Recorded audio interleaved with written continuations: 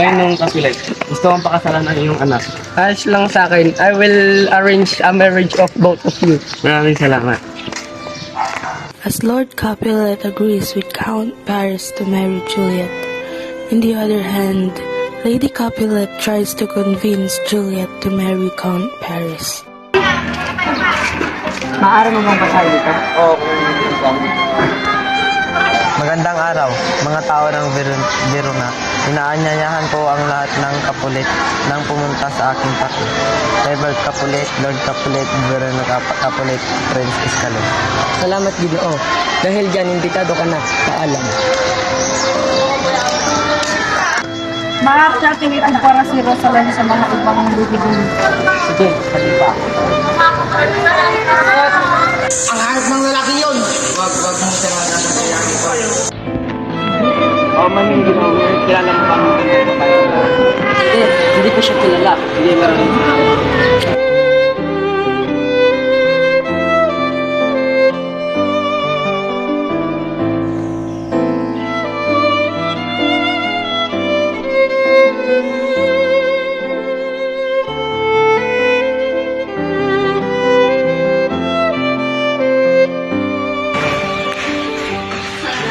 Kung ako'y magkakasala sa malalalambanan na hindi karapat-dapat ng aking ama, ng aking mga labi dalaw ng mulaing paralungan.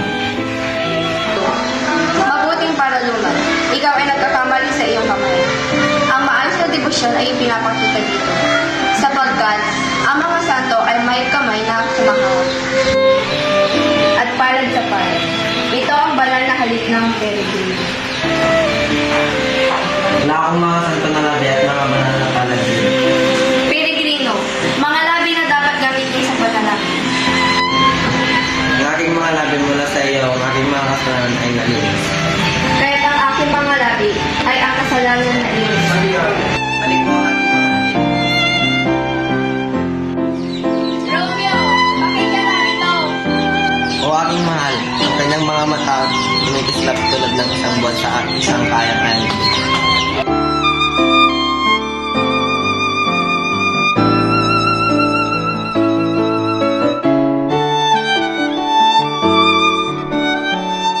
Juliet, aking binibini! Romeo, you need to go! Rosaline pa rin ba? Kalimutan ba ng karanay mo? O bago, Ang bilis mo naman, Romeo. pero napakasalan. Pwede ko ka rin kasama dalawa. Father, si Juliet ay dito na maya-maya. Magiging masaya ako kapag kinasal kami. Makinig ka, Romeo. Minalan mo lang si Juliet itong nakaraan na araw. Kung papakasalan mo si Juliet, dapat mo siyang mahalin at manatili sa kanya magpakailanman. Naiintindihan ko, Father. Palagi ko siyang mamahalin.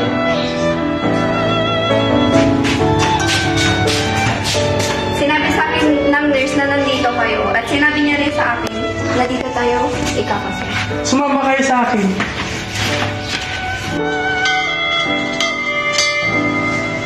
Juliet, tinatanggap mo ba si Romeo bilang asawa? Yes, Father, I do. Romeo, tinatanggap mo ba si Juliet bilang asawa? Yes, Father. I pronounce you as husband and wife. You may now kiss the bride.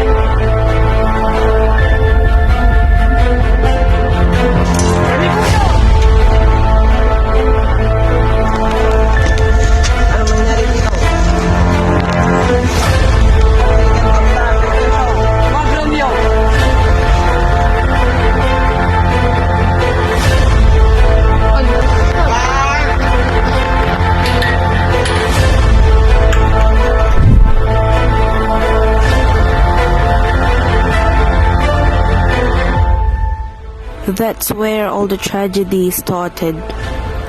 Romeo got banished from Verona, and that's when Juliet and Friar Lawrence came into a plan on how she can escape Verona to find Romeo.